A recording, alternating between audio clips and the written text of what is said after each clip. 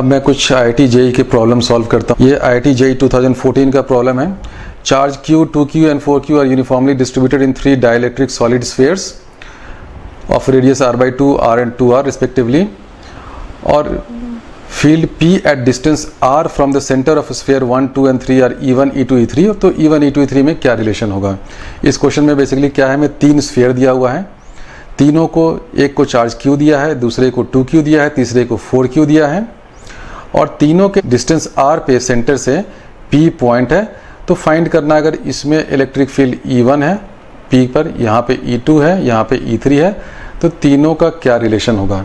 अब देखिए E1 वाले केस में क्या हो जाएगा, मैं कांस्टेंट K तो रहने देता हूँ, वही 1/4 पाई एप्सिलॉन नॉट। टोटल आपके चार्ज क्या है Q, तो इलेक्ट्रिक फील्ड क्या होता है K into Q by R square हो जाएगा, जो डिस्टेंस मेरा P का सेंटर से। E2 का होगा, K तो K रहेगा ही, Q की जगह यहाँ पे 2Q आ जाएगा, डिवाइडेड बाई आर स्क्वायर हो जाएगा।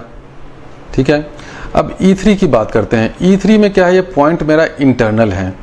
तो इंटरनल पॉइंट में जब भी हम लोग गॉस लॉ ही लगाएंगे और E डॉट dA, तो ये क्या हो जाएगा, is equal to Q enclosed by epsilon not. यानी कि सारा जो फॉर्मूला E का आता है वो Q इनक्लोज्ड पे डिपेंड करता है। अब ये Q इनक्लोज्ड कितना इस पे इनक्लोज्ड होगा वो निकालना है। तो वो देखिए Q इनक्लोज्ड मेरा क्या हो जाएगा, टोटल चार्ज है 4Q, तो इस गॉसियन सरफेस में कितना चार्ज इनक्लोज है उसको फाइंड करने के लिए पहले हमें रो निकाल लेते हैं। तो रो क्या होगा, टोटल चार्ज मेरा 4Q है, डिवाइडेड बाई 4/3 पाई, इसका रेडियस है 2r, तो ये हो जाएगा पाई इंटू 2r क्यूब। ठीक है, अब तो फिर Q इनक्लोज क्या हो जाएगा, Q इनक्लोज्ड हो जाएगा this rho into 4/3 pi R cube. तो जब हम लोग इसको निकालेंगे तो Q हो जाएगा this rho into 4/3 pi R cube.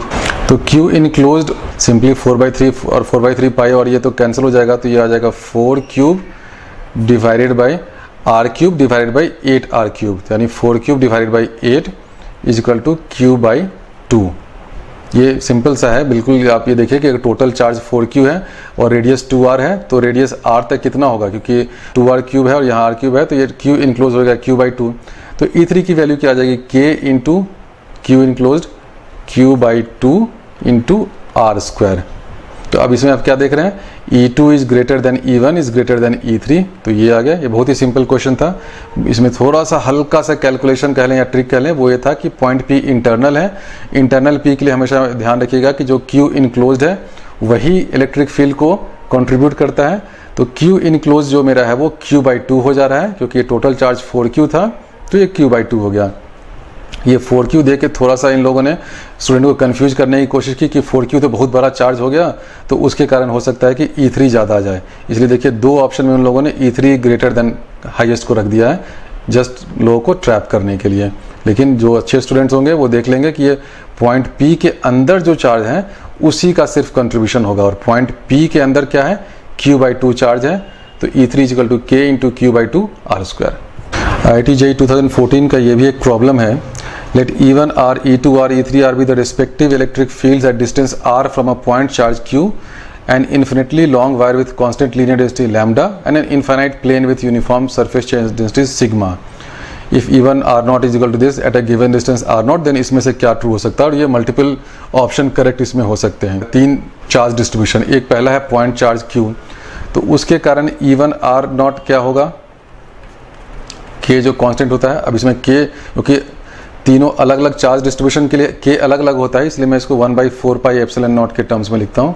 1/4 pi epsilon not Q/r not square, ये हो गया E1 r not. E2 r not क्या होता है, E2 r नॉट है at a distance from a infinitely long wire.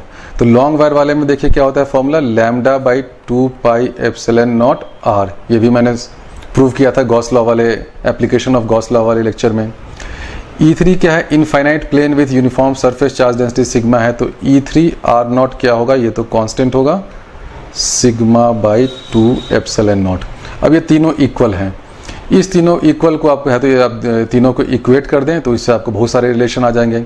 सबसे पहले आप इन दोनों को E1 और E3 को इक्वेट करें। E1 is equal to E3 तो आ जाएगा 1/4 pi epsilon not Q by R0 square is equal to sigma by 2 epsilon not.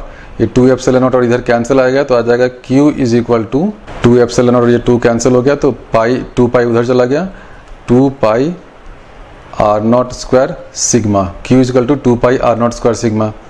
यहाँ पे क्या दे रखा है Q is equal to 4 sigma pi R square, यानी कि ये ए ऑप्शन तो नहीं होगा, ये हमने प्रूव कर दिया कि ए रॉन्ग है।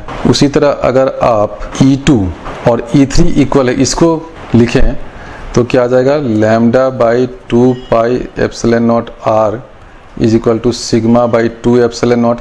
2 एप्सिलॉन नॉट कैंसिल हो जाएगा तो क्या आ जाएगा लैम्डा इज तो और R को उधर ले जाए, R की जगह R0 लिख दें क्योंकि सब जगह R0 ही है तो आ जाएगा R0 is equal to lambda by pi 2 epsilon not और ये कैंसिल हो बाई पाई सिग्मा। तो R0 is equal to lambda by pi sigma. अब ये तो ये भी देखिए रॉन्ग हो गया। ये सिंपल सा क्वेश्चन है, 3 एक्सप्रेशन है, तीनों को इक्वेट करते जाएंगे और आपको जो भी आंसर है वो आ जाएगा। उसी तरह आप E1 एट R0 बाई 2 अगर फाइंड करेंगे तो E1 एट R0 बाई 2 जो है यहाँ पे R0 स्क्वायर बाई 4 आ जाएगा तो 4 ऊपर चला जाएगा और 2E2 R0 बाई 2 करेंगे तो ये देखिएगा ये C करेक्ट हो जाएगा। R0 बाई 2 दोनों में फिल कर देंगे तो दोनों का वैल्यू जो है वो इक्वल आएगा। और तीसरा जो D है R0 बाई 2 इसमें डालें और E3 में R0 बाई 2 डालें तो इन दोनों की वैल्यू इक्वल नहीं होगी। इन दोनों की वैल्यू इसलिए भी इक्वल नहीं होगी क्योंकि देखिए E3 तो हमेशा कांस्टेंट रहता है, R0 में आप कुछ भी टेढ़ा मेढ़ा डालते रहें R0 बाई 2 लेकिन ये पाई तो रहेगा ही ना, तो ये पाई और इसमें पाई तो कभी है नहीं, तो E2 और ये E3 कभी इक्वल दोनों हो ही नहीं सकता है। क्यों? क्योंकि इसमें पाई है और इसमें पाई नहीं है। जब भी आप R0 बाई 2 यहाँ पे करेंगे तो पाई तो कैंसिल नहीं होगा और E3 R0 बाई 2 भी तो कांस्टेंट ही रहेगा, तो पाई जो टर्म रह जाएगा। इस कारण से आप देख सकते हैं कि ये D भी ट्रू नहीं होगा तो इसमें C ट्रू होगा। बहुत ही सिंपल क्वेश्चन है, सिर्फ ये फॉर्मूला याद रखने की जरूरत थी। इन तीनों का फॉर्मूला को आप सब्स्टिट्यूट करते जाएंगे, आप चारों ऑप्शंस को 1 बाई 1 सॉल्व कर सकते हैं। अब इक्विपोटेंशियल सरफेस के कॉन्सेप्ट पे मैं 2 क्वेश्चन सॉल्व करूंगा। काफ़ी अच्छे क्वेश्चन हैं, इस क्वेश्चन से आपके कॉन्सेप्ट काफ़ी क्लियर हो जाएंगे। ये एक फिगर दे रखा है इक्विपोटेंशियल सरफेस का, 4 सरफेस है, उसमें A B जो है सबसे ऊपर वाले पे पॉइंट है, C इस पर है, D इस पर है, E इस पर है, ठीक है। The label points in figure are on a series of equipotential surface associated with an electric field. Rank from greatest to least the work done by the electric field. याद रखिए इसमें है work done by the electric field on a positively charged particle that moves from A to B, from B to C, C to D and D to E। तो जो surface बना रखा है वो क्या है, A और B जो है, आप देखिए मैं इसको थोड़ा सा क्लियर बना दूं, इधर 9 वोल्ट पे है, 9 वोल्ट का इक्विपोटेंशियल सरफेस पे है।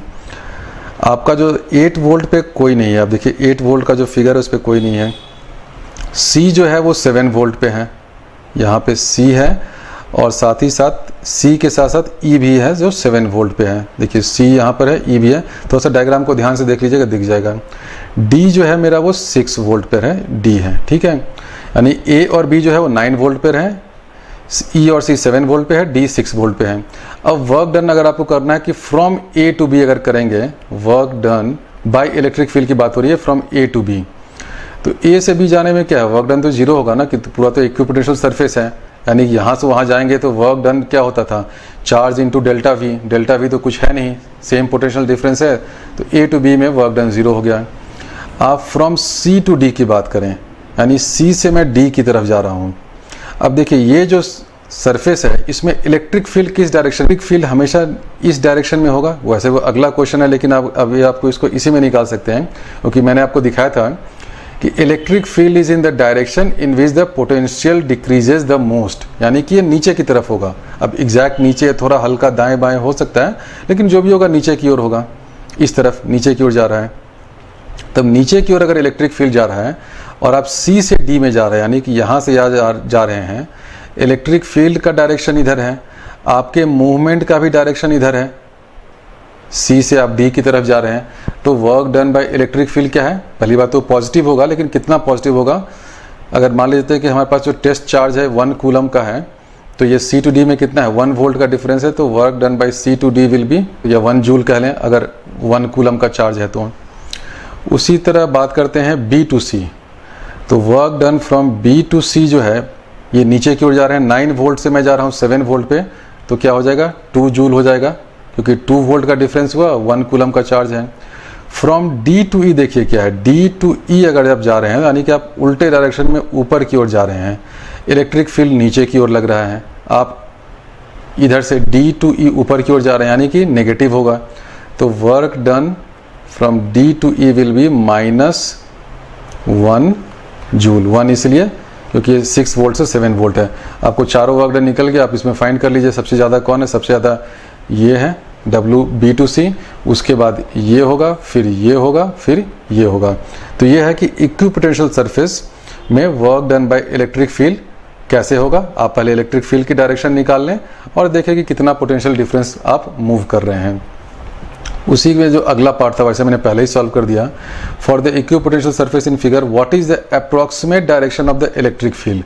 वो डायरेक्शन है वो नीचे की ओर होगा, towards the bottom of the page. क्यों होगा नीचे की ओर? क्योंकि मैंने अभी प्रूव किया था dv इज इक्वल टू, मैंने क्या प्रूव किया था, dv is equal to -E.dl, यानी कि इलेक्ट्रिक फील्ड का डायरेक्शन है वो डायरेक्शन जिसमें मेरा पोटेंशियल सबसे तेजी से डिक्रीज कर रहा है। तो डिक्रीज किस डायरेक्शन में कर रहा है? इधर की ओर कर रहा है, तो मेरा इलेक्ट्रिक फील्ड भी जो है वो नीचे की ओर इस डायरेक्शन में होगा। एक और कॉन्सेप्ट बिल्डर टेस्ट का क्वेश्चन देखते हैं। The figure shows 3 straight paths A to B of same length same है और स्ट्रेट पाथ है, each in a different electric field. तीनों में इलेक्ट्रिक फील्ड डिफरेंट है। The field at A is the same in each, यानी कि E eight A जो इसमें है वही E एट A इसमें है, वही E एट A इसमें है। Rank the potential difference delta VAB। ठीक है, तो किस में पोटेंशियल डिफरेंस VAB में ज़्यादा होगा? अब देखिए इसमें ध्यान से देखिए, VAB या जो डेल्टा पोटेंशियल डिफरेंस हम लोग फाइंड करते हैं वो क्या होता है, -E.dl होता है। ठीक है, यानी ये बेसिकली होता है कि इंटीग्रल ऑफ E.dl। तीनों क्वेश्चन में देखिए पाथ तो सेम है, AB का लेंथ भी सेम है और AB बिल्कुल स्ट्रेट लाइन है। तीनों क्वेश्चन में EA भी सेम है, लेकिन EB जो है वो अलग अलग है। क्यों अलग है? कि देखिए इलेक्ट्रिक फील्ड लाइंस इसमें यूनिफॉर्म है, तो EA is equal to EB हो जाएगा, क्योंकि इलेक्ट्रिक फील्ड लाइंस की डेंसिटी क्या है, बिल्कुल सेम है। तो जितना इलेक्ट्रिक फील्ड यहाँ पे है उतना ही यहाँ होगा। B में आप आकर देखिए, B में क्या हो रहा है कि ये इलेक्ट्रिक फील्ड लाइंस यहाँ पे स्प्रेड आउट कर रही हैं, यानी कि डेंसिटी कम हो रहा है, यानी कि यहाँ पे जो EB है वो थोड़ा सा कम है। अगर आप इस B की बात करें तो यहाँ पे क्या है, इलेक्ट्रिक फील्ड थोड़ा सा ज़्यादा है। ज़्यादा क्यों है? क्योंकि ये देखिए ये लाइंस जो है वो कॉम्पैक्ट हो रही हैं, डेंस हो रही हैं। जैसे ही लाइन डेंस होती है इलेक्ट्रिक फील्ड ज़्यादा होता है। ये जो सिनेरियो A है इसमें इलेक्ट्रिक फील्ड EA और EB दोनों सेम है, जितना EA है इलेक्ट्रिक फील्ड उतना ही EB है। इस वाले सिनेरियो में क्या हो रहा है, क्योंकि इलेक्ट्रिक फील्ड लाइंस यहाँ पे खुली हुई हैं, कम डेंस है, यानी कि EA तो मेरा कुछ रहेगा लेकिन EB मेरा यहाँ पे डिक्रीज कर गया है। और इस वाले सिनेरियो में क्या है, EA तो तीनों में कांस्टेंट ही है, दे ही रखा है, the field at A is the same in each. EB यहाँ पे क्या है, इंक्रीज कर गया है। और डेल्टा V जो मेरा है वो किस पे डिपेंड करता है, -E.dl पे। अब तीनों क्वेश्चन में dl जो है वो लेंथ तो कांस्टेंट है, इसमें क्या है जो इलेक्ट्रिक फील्ड है C वाले सिनेरियो में वो थोड़ा ज़्यादा होगा। ज़्यादा इसलिए होगा क्योंकि जो B पे इलेक्ट्रिक फील्ड है वो ज़्यादा है, तो डेल्टा V जो है वो C वाले केस में मैक्सिमम होगा। जो change in potential difference B वाले केस में मिनिमम होगा, क्योंकि इसका जो इलेक्ट्रिक फील्ड ही है वो कम है, और A वाले केस में दोनों के बीच में होगा। तो ये बहुत ही अच्छा क्वेश्चन था। इसमें सब कुछ डिपेंड कर रहा था कि इलेक्ट्रिक फील्ड किस में ज़्यादा है on an average electric field इसमें ज़्यादा है, इसलिए इस सिनेरियो में मैं अगर इक्वल डिस्टेंस मूव करता हूँ तो क्या हो रहा है, तो मुझे पोटेंशियल डिफरेंस ज़्यादा मेरा चेंज होगा। इस वाले सिनेरियो में on an average electric field जो है वो कम है, क्योंकि EA तो तीनों में कांस्टेंट है, EB यहाँ पे कम है, इसलिए अगर मैं इक्वल डिस्टेंस मूव करता हूँ तो मेरा पोटेंशियल डिफरेंस जो है इसमें सबसे कम चेंज होगा, और ये वाला जो है इन दोनों के बीच में है। एक और कॉन्सेप्ट बिल्डर क्वेश्चन देखते हैं। The figure shows cross sections through 2 equipotential surfaces. In both diagrams the potential difference between adjacent equipotential is the same, यानी कि ये अगर 10 वोल्ट पे है तो ये 20 वोल्ट पे है, ये 30 पे है, ये 40 पे है। सिमिलरली इसमें भी 10, 20, 30, 40, 50 पे है। ठीक है, which could represent the field of a point charge. और ये इक्विपोटेंशियल सरफेस का क्रॉस सेक्शन है, जो मैंने पहले भी समझाया था। क्रॉस सेक्शन का मतलब क्या होता है कि ये जो सरफेस है मेरा, वो प्लेन ऑफ लैपटॉप के से इंटरसेक्शन जो हो रहा है उसका है। तो देखिए ए जो है ये ड्यू टू पॉइंट चार्ज हो सकता है। क्यों हो सकता है? क्योंकि ए में देखिए जो इक्विपोटेंशियल सरफेस है वो जैसे जैसे अंदर की ओर आ रहा है वो डेंस होता जा रहा है। और मैंने भी दिखाया था कि डेंसिटी ऑफ इक्विपोटेंशियल सरफेस जो होता है वो इलेक्ट्रिक फील्ड को दिखाता है। और पॉइंट चार्ज में क्या है, electric field is equal to 1/4 pi epsilon not Q by R square होता है। यानी कि R अगर आपका कम हो रहा है तो इलेक्ट्रिक फील्ड इसमें बढ़ रहा है। B नहीं हो सकता है क्योंकि देखिए इसमें जो इक्विपोटेंशियल सरफेस है वो बाहर की ओर यहाँ पे डेंस ज़्यादा हो, यानी कि यहाँ पे इलेक्ट्रिक फील्ड अगर ये E1 है, ये ज़्यादा है और यहाँ पे तो बहुत ही कम है, तो ये तो उल्टा हो गया। ड्यू टू पॉइंट चार्ज क्या होता है, electric field due two point charge जो है वो क्लोज होने पे ज़्यादा होता है, दूर जाने पे कम होता है। इसमें देखिए क्या हो रहा है कि जैसे जैसे मैं दूर जा रहा हूँ मेरा पोटेंशियल जो इक्विपोटेंशियल सरफेस है वो डेंस होता जा रहा है। डेंस होता जा रहा है मतलब इलेक्ट्रिक फील्ड बढ़ता जा रहा है। तो दूर जाने पे इलेक्ट्रिक फील्ड बढ़ रहा है, ये तो हो ही नहीं सकता है पॉइंट चार्ज की प्रॉपर्टी। इसलिए बी नहीं होगा बल्कि ए होगा। और ए इसलिए होगा कि देखिए जैसे मैं क्लोज जा रहा हूँ यहाँ पे क्या हो रहा है, इक्विपोटेंशियल सरफेस जो है वो यहाँ पे जो डेंसिटी है और यहाँ पे जो डेंसिटी है ज़्यादा हो रही है, लाइंस आकर कॉम्पैक्ट होते जा रहे हैं। इसलिए इस केस में इलेक्ट्रिक फील्ड जो है वो यहाँ पे ज़्यादा है और यहाँ पे कम है। तो इसलिए ये एक पॉइंट चार्ज हो सकता है।